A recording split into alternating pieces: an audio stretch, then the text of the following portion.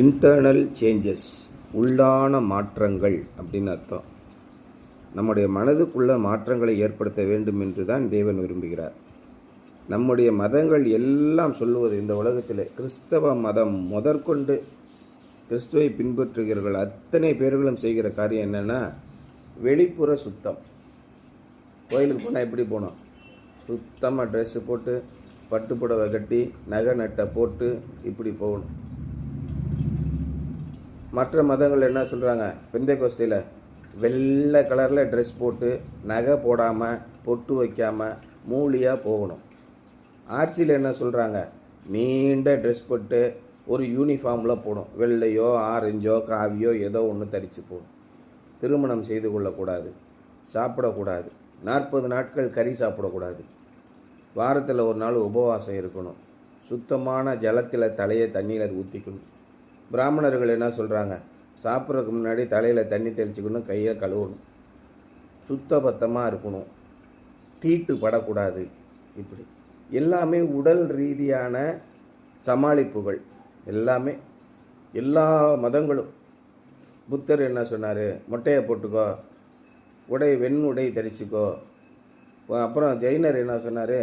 உயிர்களை கொல்லாமை. கையில் ஒரு விசிறியை வச்சுட்டு எறும்பு காலில் மிதிக்காமல் அப்படியே போகணும். துறவரம் போகணுன்னா மனைவி மக்களோடு வாழக்கூடாது. இப்படி ஒரு மதம் போதிக்குது. எல்லா மதங்களும் வெளிப்புற கட்டுப்பாடுகளை விதிக்கின்றன. நீங்கள் ஏதாவது தவறு செஞ்சிட்டீங்க அப்படின்னா என்ன தவறு? அவன் கோயில் வாசலில் போய் மிதிச்சிட்டாங்க, அந்த சாதிக்காரை மிதிக்கக்கூடாது, கோயில் வாசலில் போய் மிதிச்சிட்டான், இதெல்லாம் செய்கிறாங்க. வெளிப்புற மனித உடல் ரீதியான சுத்திகரிப்புகள். ஆனால் இங்கே என்ன சொல்கிறாரு? இன்டர்னல் சேஞ்சஸ், உள்ளான மாற்றம். அதான் இயேசு கிறிஸ்து ரொம்ப சிம்பிளாக என்ன சொன்னார்? நீங்கள் மனம் திரும்பி, மனது தான் திரும்பணும். நீங்கள் காலை மாலை மதியம் இரவு மணி எல்லா வேளையிலையும் 5 வேளை உங்கள் உடலை சுத்திகரித்து கொண்டு தொழ வேண்டும். முஸ்லீமில் சொல்கிறாங்க. உடல் ரீதியாக தூய்மையாக இருக்க வேண்டும். உள்ளத்திலே எப்படி இருக்கீங்க? இயேசு என்ன சொன்னார்? நீங்கள் மனம் திரும்பி உங்களுடைய பொல்லாத வழிகளை விட்டு நீங்கள் போகிற உங்களுடைய மனதை யோசித்து பாருங்கள், என்ன மாதிரி நடக்கிறீங்க. மனம் திரும்பி பிள்ளைகளைப் போல், சிறு பிள்ளைகளைப் போல் ஆகாவிட்டால் பரலோக ராஜ்யத்தில் பிரவேசிக்க மாட்டீர்கள். பரலோக ராஜ்யம்னா என்ன? பரலோக ராஜ்யம் உங்களுக்குள்ளே இருக்கிறது. சமாதானத்தையும் சந்தோஷத்தையும் நீங்கள் அடைய மாட்டீர்கள் என்பதுதான் அதன் பொருள். எல்லாரோடையும் சமாதானமும் சந்தோஷமும் அடையினா என்னன்னா, மனம் திரும்பி சிறு பிள்ளைகளைப் போல, சரி திட்டினா திட்டிட்டு போகிறான், சரி பரவாயில்ல, ஆனால் ஞானம் உள்ளவர்களாக இருக்க வேண்டும். எல்லாற்றையும் அனுசரித்து போகக்கூடிய ஒரு மனநிலை எப்போ வரும்னா, மனம் திரும்பி வரும் அப்படின்னு சொல்லி சொல்கிறேன். இன்டர்னல் சேஞ்சஸ் எப்போ வரும்? அப்படி தலைப்பு. எபிரேயர் 9ஆம் அதிகாரம் 14ஆம் வசனம். How much more then will the blood of Christ, who through the eternal Spirit offered himself unblemished to God. இயேசு கிறிஸ்து நசரேயனாக சவரகன் கத்தி நம்ம சேவிங் பண்ணுற பிளேடு கூட அவர் உடம்புல படலையா. எந்த பாவமும் இல்லாமல், மாசு மறு இல்லாமல் பழுதற்ற ஆட்டுக்குட்டியை தான் கடவுளுக்கு பலி கொடுப்பாங்க. இப்போ கிராமங்கள்லாம் பார்த்தீங்கன்னா, நீங்கள் பார்த்துருக்க வாய்ப்பே இல்லை. நான்லாம் கிராமத்தில் சின்ன பையனாக உங்களை மாதிரி இருக்கும்போது, ரொம்ப குக்கிராமத்தில் பஸ்ஸே ஒரு நாளைக்கு 2 முறை தான் வரும். அப்படி ஒரு கிராமத்தில் நான் இருந்தேன், செங்குன்றாபுரம். அங்கெல்லாம் பார்த்தீங்கன்னா கோயிலுக்கு ஆடை நேர்ந்து விட்டுருப்பாங்க. எல்லையம்மன் கோயில்னு ஒரு கோயில் இருக்குது. அந்த கோயிலுக்கு அது பாட்டுக்கு தெரியும், அது பாட்டுக்கு போய் சாப்பிடும். யாரும் அடிக்கக்கூடாது, யாரும் காயப்படுத்திடக்கூடாது. அது என்ன கேட்குதோ அதை கொடுப்பாங்க. அந்த ஆடு ஒரு 50 அடி தூரத்தில் வரும்போதே இங்கே நாரும், அப்படி இருக்கும், ஒரு நாத்தடிக்கும். ஆட்டுக்கடா. அந்த ஆட்டை தான் பலி கொடுப்பாங்க வருஷத்துக்கு ஒருக்க. கோயிலுக்கு நேர்ந்து விட்ட ஆட்டுக்கடா. ஏன்னா அவனை நேர்ந்து விட்டாங்களா அப்படின்னு கூட இன்றைக்கும் பழமொழி இருக்குது. நேர்ந்து விட்டாங்கன்னா என்ன அர்த்தம்? யாரையும் கண்டுக்கிறது கிடையாது, அது பாட்டுக்கு தெரியும். இந்த மாதிரி நம்ம வீட்டில் ஒரு பிள்ளை இருந்துச்சுன்னா, என்ன உடனே நேர்ந்து விட்டாங்களா அப்படிம்பாங்க. இன்றைக்கி அந்த பேச்சு இருக்கா? அது அந்த ஆட்டுக்கடாவை நேர்ந்து விடுறதுலேருந்து தான் அந்த பழக்கம் இருக்குது.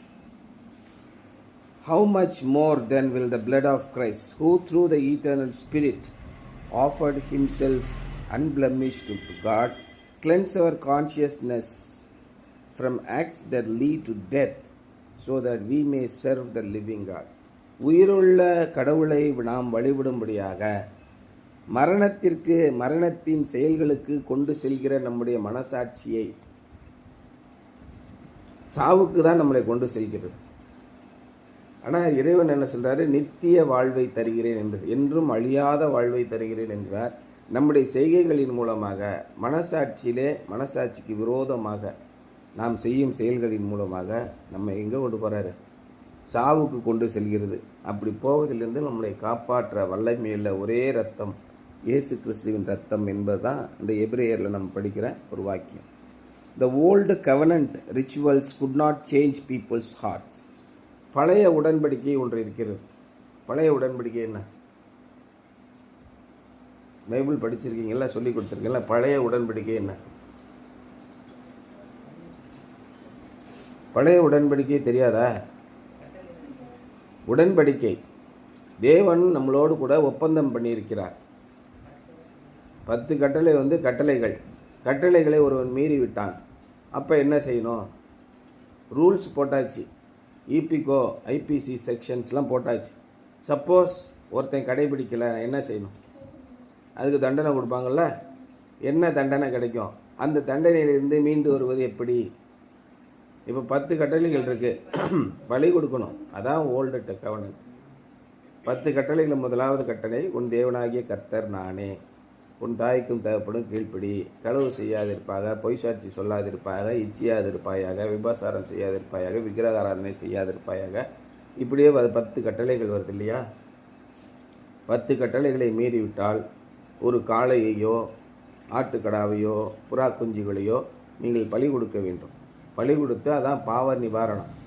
இந்த பழைய உடன்படிக்கை, அதன் பாரம்பரியங்கள், அதன் சம்பிரதாயங்கள் could not change people's hearts. நம்ம ஆர்சிக்காரன் என்ன பண்ணிட்டான்? ஆமாம் கரெக்டு அப்படின்னு சொல்லிட்டு, அந்த காலத்தில் நீங்கள் ஆடு மாடு கோழிகளெல்லாம் பலி கொடுத்தீங்க, இப்போ நீங்கள் பலி கொடுக்க வேண்டாம், நீங்கள் பாவம் மன்னிப்பு சீட்டுன்னு ஒன்று வாங்கிக்கோங்க, 550 ரூபா, நீங்கள் உங்கள் பாவம் எல்லாம் மன்னிக்கப்படும் அப்படின்னு சொல்லி சர்ச்சு டெவலப்மெண்ட்டு ஃபண்டுக்கு அதை கொண்டு போனாங்க, பாவம் மன்னிப்பு சீட்டு. அப்போ 550 ரூபா கொடுத்தாச்சுன்னா எங்கே போகலாம்? என்ன வேணால் செய்யலாம். இப்படியே போய்கிட்டு இருந்துச்சு. ஒருத்தன் யோசித்தான், அடுத்த வருஷம் செய்கிற பாவத்துக்கு இப்போயே நம்ம சீட்டு வாங்கி வச்சுக்கிட்டோம்னா பிரச்சனை இல்லைல்ல. நல்ல வசதியான ஆள் என்ன, இந்த விவேக்கு கூட சொல்லுவான்ல, மைனர் குஞ்சை சுட்டுவான்ல. எதுக்கு? ஒரு பொண்ணை கெடுத்துட்டான், அதனால் மைனர் குஞ்சை சுட்டுட்டேன்னு சொல்லுவான்ல. அவன் என்ன சொல்லுவான்? மைனர் வாழ்க்கையில் இதெல்லாம் ஜகஜம் அப்படின்னு சொல்லுவான்ல. அந்த மாதிரி இந்த பண வசதி படைத்தவர்கள் அடுத்த வாரம் 2 பெண்ணை கெடுத்து அழிக்க போகிறேன், அதுக்கு 550 ரூபாய்க்கு 1100 2 டிக்கெட் குடியான்னு வாங்கிக்கிட்டான். இப்படியே போக போக அவருடைய மனசாட்சியை இந்த பழைய ஏற்பாட்டு பாரம்பரியங்கள் சம்பிரதாயங்கள் சுத்திகரிக்க முடியவில்லை. This is not to say that worshippers did not have a spiritual experience if their hearts trusted God. அதுக்காக அந்த காலத்தில் இருந்தவங்கெல்லாம் இந்த பாரம்பரியங்களை செய்து தேவனுக்கு பிரியமானவர்களாகவே வாழவில்லை என்று நான் சொல்லவில்லை. But it does not mean that the emphasis was on the external ceremonial cleansing. ஆனால் அங்கே அவங்க என்ன மெயினாக போக ஆரம்பிச்சிட்டாங்கன்னா, இந்த மாதிரி ஒரு சம்பிரதாயத்தை செஞ்சு தேங்காய் உடைச்சி பூ பழம்லாம் வச்சு எலுமிச்சம்பழம் எடுத்து அதை குங்குமத்தில் நனைச்சி ரத்தம் மாதிரி தெளிச்சிட்டோம்னா நம்முடைய பாவங்கள் போய்விடும் என்ற நம்பிக்கையிலே போய்கொண்டே இருந்தார்கள் ஒழிய மனதை சுத்திகரிக்கவில்லை. அவர்கள் கொடூரமானவர்களாகவே வாழ்ந்து வந்தார்கள். இந்த கைபர் போலன் கணவாய் வழியாக வந்தவர்கள் தான் இந்த வேலையெல்லாம் செஞ்சது. கைபர் போலன் கணவாய் வழியாக யூதர்கள் வரும்போது, பிராமணர்கள் தான் அந்த யூதர்கள், இஸ்ரவேலிய மக்கள் தான் இவர்கள். வந்தபோது அங்கே ஆட்டுக்கடா பலி கொடுக்கணும் எல்லாம் சொல்லிக்கிட்டு இருந்தாங்க. ஆரம்பத்தில் ஆட்டுக்கடாய்களையெல்லாம் பலி கொடுத்துட்டு தான் இருந்தாங்க இந்தியாவில். அப்புறம் புத்த மதத்தை தழுவ வேண்டும் என்பதற்காக, புத்த மதத்தை ஒழிவதற்காக புத்தர் மதத்தை சேர்ந்தவங்க கறி தான் சாப்பிடுவாங்க, காய்கறி தான் சாப்பிடுவாங்க, கறி சாப்பிட மாட்டாங்க. அதனால் அதை வெஜிடேரியனுக்கு மாற்றினாங்க. அஸ்வமேத யாகம் முதற்கொண்டு நடத்தினது யாருன்னு கேட்டிங்கன்னா பிராமணர்கள் தான் நடத்தியிருக்காங்க. அப்போ இதில் இருந்து எப்படி மாறுவது? அதுக்கப்புறம் தான் வெஜிடேரியனிசம் வருது. அப்போ வந்தவுடனே எலுமிச்சம்பழத்தை அறுத்து குங்குமத்தில் நினச்சி ரத்தம் மாதிரி தெளிச்சிட்டா அந்த ரத்தம் நம்முடைய பாவத்தை சுத்திகரிக்கும் என்று நினைத்தார்கள். அப்புறம் முழுகி இப்படி பார்த்தா ரத்தம் மாதிரியே இருக்கும் அப்படி நினச்சாங்க. But it does not mean that the Mphasis was on the external ceremonial cleansing. So long as the worshippers obeyed the prescribed regulations, they were declared clean. அவர்கள் ஆவியோடும் உண்மையோடும் இந்த பாரம்பரியங்களை சடங்காச்சாரங்களை கடைபிடிக்கும் போது தங்களுடைய மனதை திருத்திக் கொள்ளும்போது, ஆண்டவரே நான் உண்மையிலேயே பாவம் செய்து விட்டேன், என்னை மன்னித்துக் கொள்ளுங்கள் அப்படின்னு சொல்லி அந்த பாவங்களை இப்போ யோபு ஒருவேளை என்னுடைய பிள்ளைகள் தவறு செய்திருப்பார்களோ என்று நினைத்து இறைவனுக்கு முன்பாக பயந்து நடுங்கி பலிகளை கொடுத்து வந்தான். அது அவருடைய பாவங்களை நீக்கிற்று. It was the purifying of the flesh but not the cleansing of the conscience. மெயினாக அவங்க செஞ்சதெல்லாம் தங்களுடைய உடலை சுத்திகரிப்பதை ஒழிய மனதை சுத்திகரிக்காமலேயே இருந்தார்கள். We learned from Hebrews 8 that the ministry of new covenant is internal. இயேசு கிறிஸ்து நம்மோடு செய்த புதிய ஆதாம், அதான் சொல்கிறேன். இயேசு கிறிஸ்து நம்மோடு செய்த புதிய உடன்படிக்கை என்ன சொல்லுது? இயேசு கிறிஸ்துவை விசுவாசி, அப்பொழுது நீயும் உன் வீட்டாரும் ரட்சிக்கப்படுவீர். உன்னுடைய மனதிலே அவரை விசுவாசித்து நாவினாலே அறிக்கை பண்ணு, அவரே கிறிஸ்து என்று சொல். உனக்காக நீ செலுத்த வேண்டிய பழியை எல்லாம் நானே சிலுவையில் செலுத்தி விட்டேன், என்னுடைய இரத்தத்தை. அவர் எப்படி மரித்தார்? அன்பிளமிஷ்ட், எந்த விதமான குற்றம் குறையும் இல்லாமல் வாழ்ந்து தெளிவாக அவர் மரித்தார். ஆட்டுக்கடா பழி எப்படி கொடுக்கணும்? கழுத்தை வெட்டி தலையில் தொங்க போட்டுடணும். அது துடிச்சு ஆடிக்கிட்டே இருந்து அது உடம்புல இருந்து ஒரு கடைசி சொட்டு ரத்தம் தரையில் விழுகிற வரைக்கும் அது ரத்தம் பூரா சிந்தணும். அந்த ரத்தத்தை தான் நம்ம எடுக்கணும். அப்படி தான் இயேசுவையும் கொலை செய்தார் நமக்காக. அவ்வளோ இல்லைன்னா நாம் அந்த பாடப்படணும். அதான் சொல்கிறேன். We learned from Hebrews 8 that the ministry of the new covenant is eternal. I will put my laws in their minds and write them on their hearts. என்னுடைய கற்பனைகளை அவர்களுடைய மனதிலே எழுதி அவருடைய இருதயமாகிய பலகைகளில் அவற்றை எழுதுவேன். The Holy Spirit of God does this work. தேவனுடைய பரிசுத்த ஆவியானவரே இதை செய்கிறார். உங்களுடைய மனம் புதிதாகிறதுனாலே மறுரூபமாகுங்கள். நைட்டு 12 மணி வரைக்கும் ஹல்லேலூயா ஹல்லேலூயா ஓமன் ஹோமன் ஜீசஸ் ஜீசஸ் இப்படியே கத்திட்டு இருக்கிறதுனால உங்களுடைய உடல் உற்சாகம் அடைவதனாலே பரிசுத்த ஆவியானவர் வர முடியாது. உங்கள் உடல் கூப்பாடு போடுறதுனாலே உடல் ரீதியான ஆவிக்கு வொர்ஷிப் இது வேஸ்ட்டு. பாடல்களை சத்தமாக குதித்து பாடி கர்த்தாவே கர்த்தாவேன்னு கத்திட்டு இருக்கிறது இயேசு ஓப்பனாக சொல்லிட்டார். என்னை பார்த்து கர்த்தாவே கர்த்தாவே என்று சொல்லுகிறவனை நான் கிட்ட சேர்க்க மாட்டேன். யாருக்கு உதவி செய்பவன்? ஏழை மக்களுக்கு, இந்த சிறியரில் ஒருவனுக்கு ஒரு கலசம் தண்ணீர் கொடுப்பவன். நீ வாழ்ந்து காட்டு. பரிசுத்த ஆவியானவர் உன்னுடைய இதயத்திலே இருக்கட்டும். அமைதியாக வாழ்ந்து காட்டு. மனம் புதிதாகிறதுனாலே நீ மறுரூபமாகுங்கள். அதான் இங்கே சொல்கிறார். The Holy Spirit of God does this work. But the Spirit could not dwell within us if Jesus Christ had not paid for our sins. இயேசு கிறிஸ்து சிலுவையிலே தொங்கி இரத்தத்தை சிந்தியிருக்கவில்லை என்றால் பரிசுத்த ஆவியானவர் நமக்குள் இருக்க முடியாது. Cleansing our consciousness cannot be done by some external ceremony. நம்முடைய மனசாட்சிகளை சுத்திகரிப்பது வெளிப்புறமான விழாக்களாலோ சடங்காச்சாரங்களாலோ செய்ய முடியாது. ரொம்ப முக்கியம். Cleansing our consciousness cannot be done by some external ceremony. It demands an internal power. அப்போ ஒரு பெரிய சக்தி தேவைப்படுகிறது என்னை மாற்றுவதற்கு. என்னுடைய எண்ணங்கள் சிந்தனைகள் எல்லாம் எப்படி இருக்கு? ஈவில். எல்லாவற்றை பார்க்கிலும் இருதயமே திருக்குள்ளதும் மகா கேடுள்ளதுமாக இருக்கிறது. சுயநலம் பிடித்ததாக இருக்கிறது. தனக்கு ஒன்று வேணும்னா என்ன வேணால் செய்வாங்க. அதோடைய பின்விளைவுகள் அதை அப்புறமா பார்த்துக்கலாம். இப்படித்தான் எல்லாரும் சிக்கலில் போய் மாட்டிக்கொள்கிறார். கடன் வாங்காதன்னு சொல்லி சொன்னால் கேட்க மாட்டேங்கிறாங்க. உன்னுடைய தெம்பு எவ்வளோ இருக்கும்? எப்போ அதுக்கு தகுந்த மாதிரி கடன் வாங்கு. எதுக்கு? நேற்று ஒரு சகோதரி சொல்கிறாங்க, 10 லட்ச ரூபா கடை வாங்கிட்டேன் சார். யாரோ ஒருத்தவங்க சொல்லி கடை வச்சா நல்லா வந்துடலான்னு நினச்சி தான் வாங்கினேன். பேங்க்கில் லோன் தரேன்னு சொல்லிட்டாங்க 8% இன்ட்ரெஸ்ட்டுக்கு. இதை நம்பி நான் என்ன பண்ணிட்டேன், 30% இன்ட்ரெஸ்ட்டுக்கு வாங்கிட்டேன். சரி 2 மாதம் தானே கடையை ஆரம்பிச்சிருவோம் அப்படின்னு 2 மாதம் 3 மாதம் 4 மாதம் 6 மாதம் 10 மாதம் வாங்கின 10 லட்ச ரூபாய்க்கு 20 லட்ச ரூபா வட்டி கட்டியாச்சு. மாதம் 40,000 ரூபா வட்டி. எப்படி இருக்கும்? 10 மாதத்துக்கு 4 லட்ச ரூபா கட்டியாச்சு. இன்னும் கடன் அடைஞ்ச பாரு இல்லை, வியாபாரமும் இல்லை. கடன் வாங்காதீர்கள். கடன் வாங்கி எந்த தொழிலும் செய்யக்கூடாது. இதுதான் நம்முடைய பரம்பரையாக தொழில் செய்கிறவர்கள் சொன்னது. மிகப்பெரிய தொழில்கள் எல்லாமே வீட்டுக்கு பின்னாடி கார் நிப்பாட்டுற இடத்துல கொல்லப்புறத்தில் ஆரம்பித்தது தான். இதை மீறி செய்கிறவர்கள் சிக்கலிலே போய் மாட்டிக்கொள்கிறார்கள். அப்போ என்ன ஆகுது, இங்கே எல்லாத்தையும் செஞ்சு முடிச்சுட்டு எல்லாமே தெரியும், நம்ம சொன்னோம்னா என்ன சொல்லுவாங்க, நம்ம முன்னேறிடக்கூடாதுன்னு சொல்லிட்டு, பத்தியா இவன் செய்வான் போல தெரியுது, எதை செஞ்சாலும் வேணாம்னு சொல்லுவாங்க அப்படின்னு சொல்லுவாங்க. எல்லாம் தெரியும். எங்க இதோட பின் விளைவுகள் மோசமாக இருக்குங்க, அதெல்லாம் நாங்கள் பார்த்துக்குறோம், நீ உன் ஜோலியை பார்த்துட்டு போ. கடைசியில் சிக்கலில் பார்க்கும்போது என்ன ஆகும், மிகவும் பரிதபிக்கக்கூடிய நிலையில் இருப்பார்கள். அப்பொழுதும் நாம் அவர்களை பார்த்து பரிதபிப்போம். உடனே அவங்க என்ன பண்ணுவாங்க, பிரதர்கிட்ட போய், பிரதர் எங்களுக்காக கொஞ்சம் ப்ரேயர் பண்ணுங்கள் பிரதர், 10 லட்ச ரூபா கடன் ஆகிட்டு.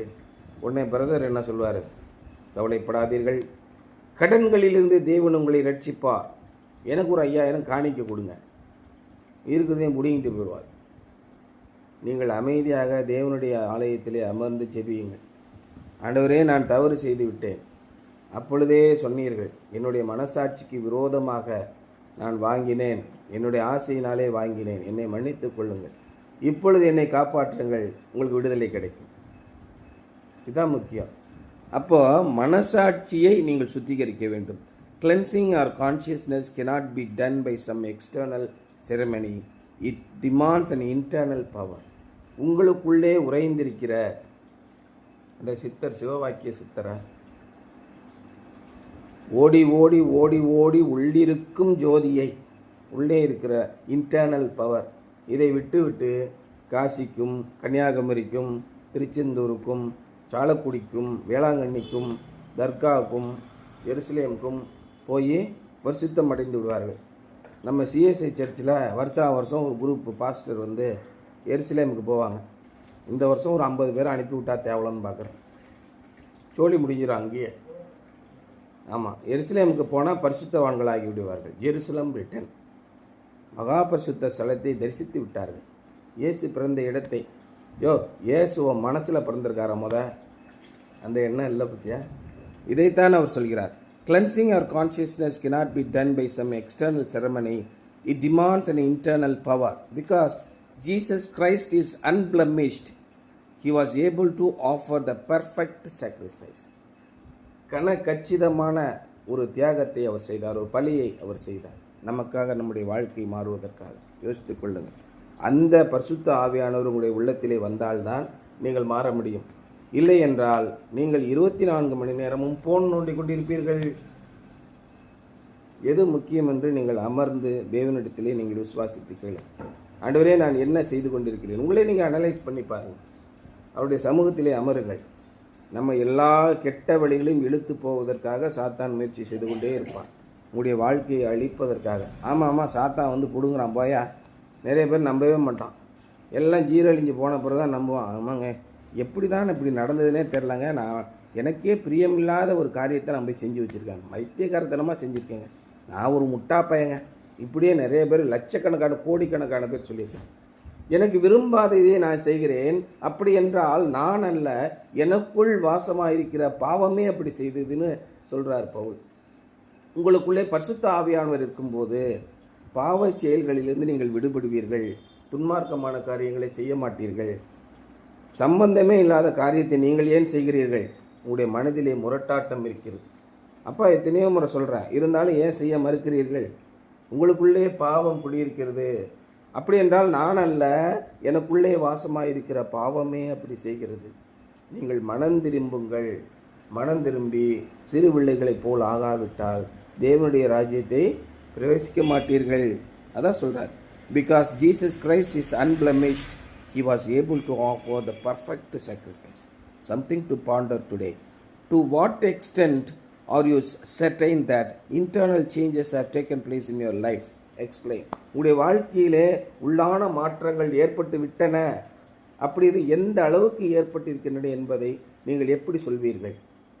அப்படி உள்ளான மாற்றம் உங்களுக்குள்ளே ஏற்பட்டு இருக்கிறது என்றால் எனக்கு விளக்கி சொல்லுங்கள் அப்படின்னு கேட்குறாரு. அப்பா டெய்லி சொல்கிறேன், 1 மணி நேரமாவது நீங்கள் ப்ராக்டிஸ் பண்ணுங்கன்னு. பண்ணுறீங்களா? அப்போனா உள்ளான மாற்றம் உங்களுக்குள் ஏற்பட்டு விட்டது.